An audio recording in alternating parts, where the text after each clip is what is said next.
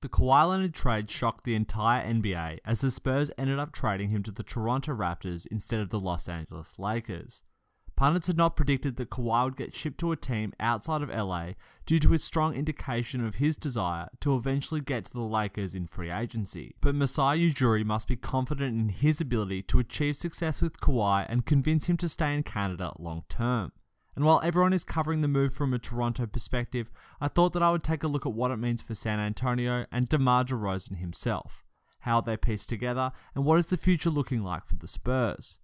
First things off, I wanted to say how sad I feel for DeMar. The man absolutely loved Toronto and the Raptors and led the team in games played, total points scored, and reinvigorated the franchise after they lost Chris Bosh to the Heat in 2011 free agency.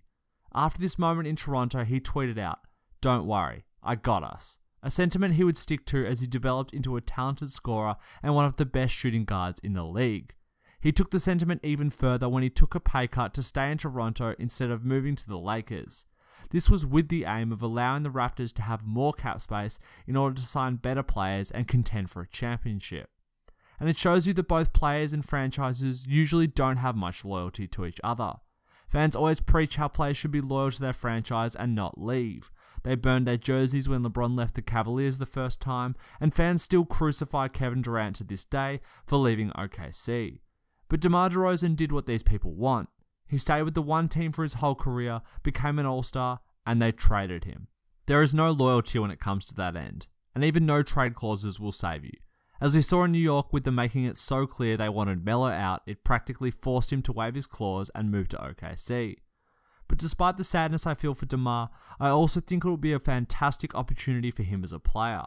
DeMar has undergone fantastic development in Toronto and added something to his game every year. This past season he added three-point shooting and passing to his game at a level he had never possessed.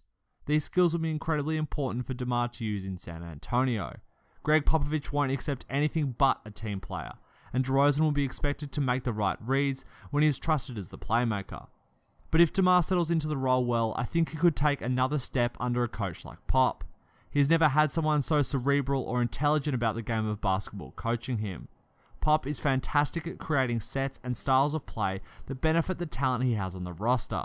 He'll be able to harness the ability of DeRozan and potentially bring out the best season he has ever played. Just 2 years ago, DeRozan averaged 27 points and 3 assists a game, and then last season he averaged 23 points and over 5 assists a game. He will turn 29 and is in the absolute prime of his basketball career. The Spurs will have him locked up for the next 2 years at $27 million a year, and then DeMar has a player option for his final year of his contract. The Spurs have taken a situation where they had a superstar who didn't want to play for them anymore and gotten themselves a star who is locked into contract for 2 years and who has a history of embracing a franchise. And reports have surfaced that DeRozan and Popovich have chatted, and DeRozan is upset at being traded by Toronto but excited to get to work in San Antonio.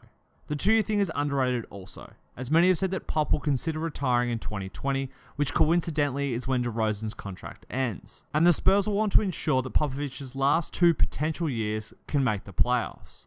And a team with Popovich, DeRozan, and LaMarcus Aldridge will be able to make the playoffs, and depending on how they mesh together, could give some teams trouble.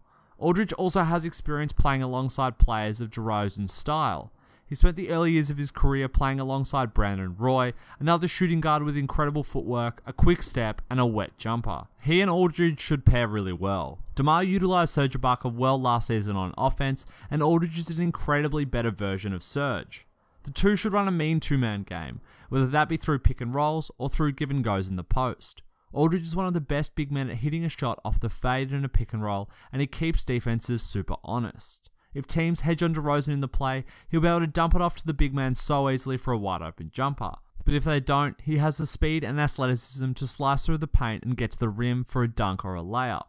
And the Spurs actually have the shooting and skilled players to help create the spacing this play needs for long-term success. Their starting lineup projects to be DeJounte Murray, DeRozan, Rudy Gay, LaMarcus Aldridge, and either Jakob Poeltl or Pau Gasol. But they also have Patty Mills, Bellinelli, Cunningham, Ginobili, Bertans, and Lonnie Walker, who will all be able to contribute minutes either off the bench or starting for one of these guys instead.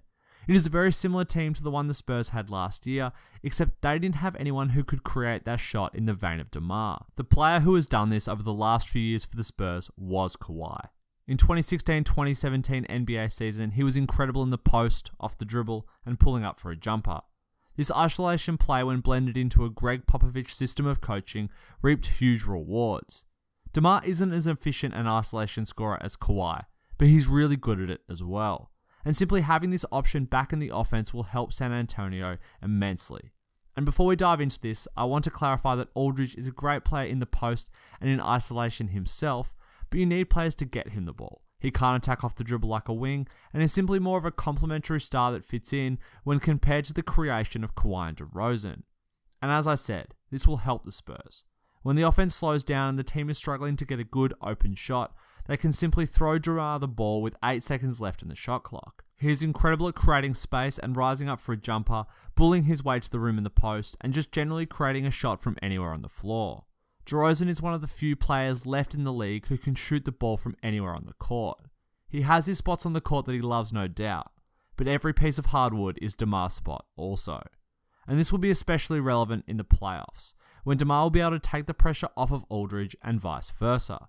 The Spurs also now have the ability to throw out lineups with defensive pressure, as well as crazy lineups that have shooting all over the court. Popovich will have a lot of tools in his shed, and he will also benefit from not having to worry 1 second about Kawhi Leonard and his potential return. One tool that he will have is Jakob Poeltl. The young big man has played 2 years in the NBA and was fantastic for Toronto's bench mob last season. He averaged 7 points, 5 rebounds and 1 block a game in just 18 minutes, while shooting over 65% from the field.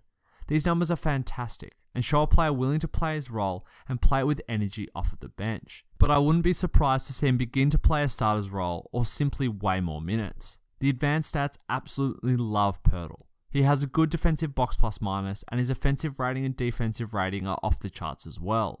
His differential in this area is plus 18, and to put this into context, the Warriors at that peak had a differential of plus 10. Now obviously this is a small sample size, but the eye test combined with this shows a talented young player who just needs the minutes and development to shine. His defensive instincts and lateral movement are very good for a guy who is a genuine 7-footer, and his foot speed allows him to defend the pick and roll and not get abused, while his height and shot blocking let him protect the rim effectively. Then on offense, he has good hands, can knock down a jumper, and attacks the rim with ferocity when he gets the opportunity. I think you'll absolutely love playing alongside Aldridge and learning from Popovich and the other San Antonio Spurs coaches. But the Spurs don't have a championship team, especially with the Warriors, Rockets, and LeBron lurking in the West. But they will be good, and the Spurs have secured a good shot at the second round of the playoffs for what is potentially Popovich's last 2 years. And then on the other side of the trade, I think this is also a good deal from a pure basketball perspective. Fans of the Raptors will be sad that they have lost DeMar. He was theirs, spent his whole career in Toronto and meant a lot to that city. But the mourning period will end, and fans will realize they have a fantastic opportunity to make a run at the NBA Finals. I don't think the Raptors in their previous form were good enough to beat the Boston Celtics in the Eastern Conference Finals next year. DeMar is a great player, but he's not the defender or the three-point shooter that Kawhi is at his best. Leonard's impact on the game is simply enormous when he is healthy, and he's one of the best players in the league if he can recapture his 2016-2017 form. And you would think that he would do so, as he enters into a contract year and will likely need to remind the league of his talents to earn a max contract. Kawhi elevates the Raptors to the possibility of beating the Celtics and the 76ers out in the East. And the shot at making the NBA Finals for the first time in franchise history is potentially worth rolling the dice for. And the Raptors knew that they only have 2 more shots at the final with this past squad. Lowry and Ibaka are out of contract at the end of 2020 and will be quite old. They won't necessarily be the players that they were, and signing them might be risky, especially when the Raptors only have $14 million in salary committed from 2020 going forwards. This move allows the Raptors to attempt to convince Kawhi to stay long term in the same fashion as Paul George in OKC. And if he doesn't stay, they can simply commit to a rebuild around OG Anunoby and any pieces they can gather around them. And the chances of making the finals are quite good if Kawhi is healthy and playing well. A starting lineup of Kyle Lowry, Danny Green, Kawhi Leonard, Serge Ibaka, and Jonas Valanciunas is very good, and they can bring on OG to close out games in place of JV or Ibaka. The lineup with Ibaka is long, amazing on defense, and can shoot the 3 from every position. It is essentially the perfect version of an NBA starting lineup. Then, they have a deep bench with DeLon Wright, Fred VanVleet, Norman Powell, CJ Miles, and Pascal Siakam. This team is deep, talented, and has a two-way star in Kawhi Leonard. And without LeBron James, the East is wide open. Some will say that the Boston Celtics are better, and that the 76ers with Embiid and Simmons are just as good. But you can never truly predict what is going to happen in the NBA. We saw Hayward and Kyrie Irving go down and ruin Boston's championship chances, and Simmons and Embiid are still young and could struggle again in the playoffs. Masai Ujiri and the Raptors front office saw an opportunity to roll the dice at the finals and even a championship, and you can't blame them for taking it. But you can feel sorry for DeMar. The pain of leaving a city you love would be tough, and while it is a business, I imagine DeMar is incredibly hurt, and I can't wait to see him take out his pain on the court. Thanks for watching, guys. I hope you enjoyed the video, and if you did, make sure to leave a like and subscribe for more NBA videos in the future, and let me know in the comments what you think of the trade and what it means for both teams.